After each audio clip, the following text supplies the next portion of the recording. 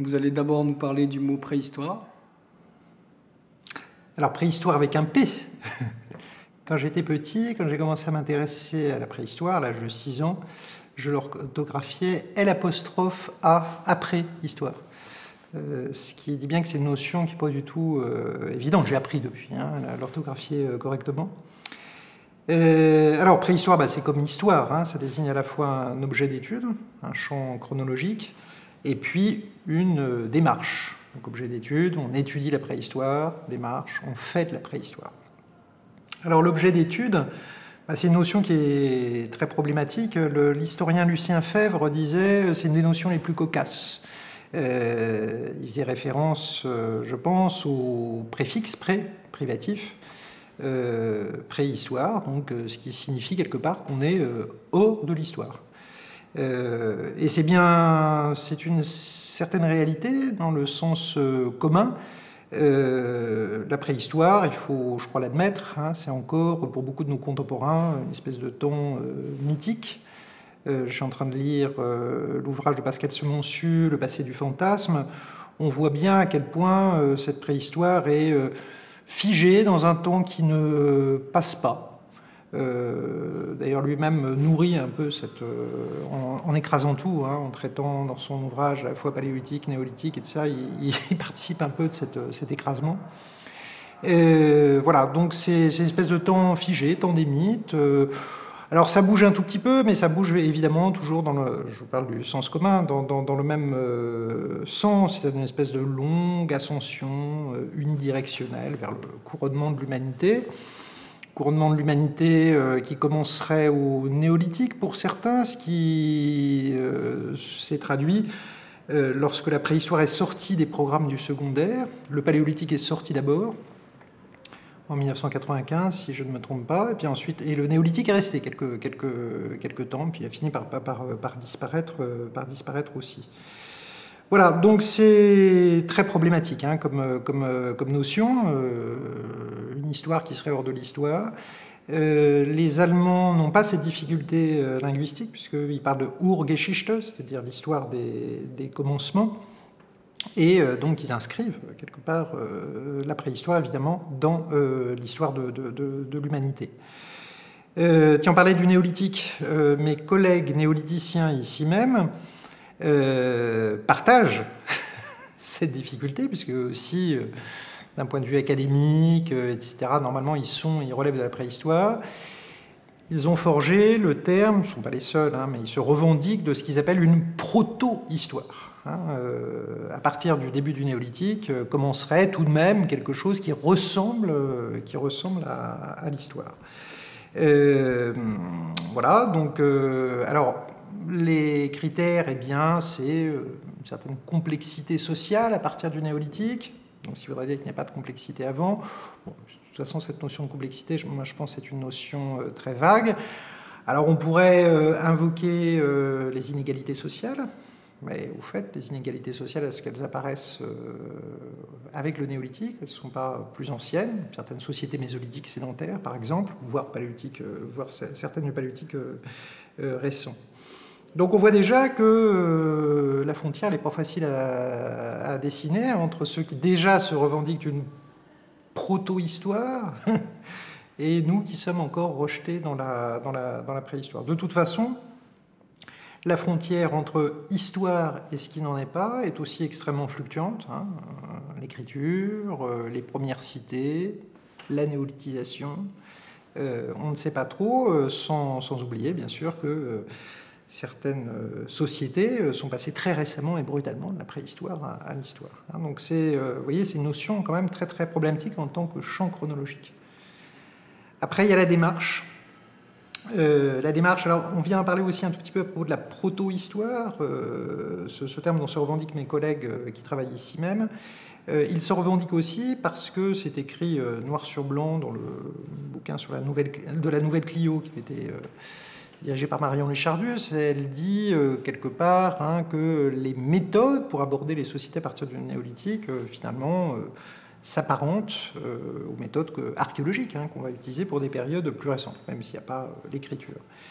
Donc vous voyez, là aussi, c'est un choix qui est inspiré par l'idée qu'il y aurait une démarche particulière, spéciale, aux sociétés non paléolithiques. Alors, en ce qui me concerne, vous voyez que j'ai beaucoup d'embarras avec la notion de préhistoire pour désigner le champ chronologique. J'en ai aussi pour désigner notre démarche. Là, maintenant, on va parler des périodes anciennes, paléolithiques et mésolithiques. Préhistoire tout court, ça me paraît bien vague. Ça fait référence, en tant que démarche, ça fait référence à diverses traditions qui s'entrecroisent dans notre discipline.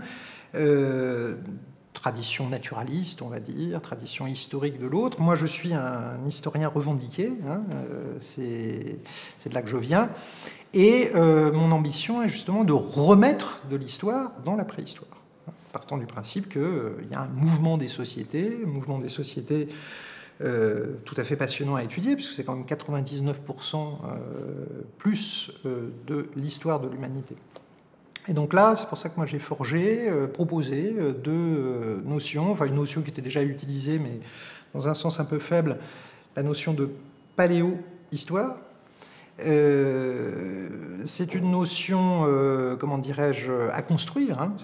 C'est une démarche à construire. C'est une démarche à construire, il me semble, sur les dernières dizaines de milliers d'années. En gros, là je vous parle vraiment d'efficacité opératoire. Je pense que ça commence à bien fonctionner à partir du Solutréen, à voir ce qui s'est écrit récemment. Je pense aux travaux de Caroline Renard. Bon, je pense bien sûr aux travaux que nous menons sur le Tardiclaciaire. Donc qu'est-ce que j'appelle paléohistoire?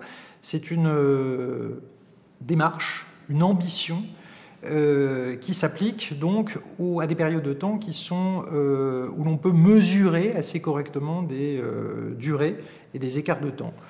Pour les périodes dont il est question, je parle du Tardiclaciaire, à 5 siècles près, en somme. Et puis il y a une autre démarche c'est pas que je la préconise, c'est qu'elle me paraît tout à fait essentielle, qui est ce que j'ai fini par nommer l'hyperhistoire, qui consiste à prendre du recul sur les 3 millions d'années, en incluant aussi l'histoire plus récente, hein, parce que ce n'est pas comment dire, exclusif de l'histoire plus récente, sur les grandes, les grandes tendances de cette évolution humaine. C'est une voie qui n'est pas si empruntée que ça, au-delà de la grande vulgarisation, mais d'un point de vue théorique, moi-même, je n'ai pas emprunté cette voie pour le moment. Depuis le roi Gourand, il y a finalement assez peu de gens qui s'y sont essayés. Je pense un peu à Nicole Pigeot, Éric Boéda récemment, François Bon aussi. C'est-à-dire des gens qui essayent de travailler sur des grands contrastes. Alors cette fois-ci avec très peu de précision chronologique. Hein. Ce sont des tranches de temps de dizaines de milliers d'années que l'on compare. Et qui nous rendent sensibles aussi, et c'est ça que je trouve passionnant, à la diversité des trajectoires historiques possibles. Là, on sort de cette histoire mythique, ascensionnelle et unilinéaire, comme si, par exemple, le paléolithique récent européen était l'aboutissement obligé de cette très longue histoire, alors qu'on sait maintenant que c'est un modèle historique très local dans l'histoire de l'humanité. Rien à voir entre le paléolithique récent en Europe et le paléolithique récent dans le sud-est asiatique, au hasard.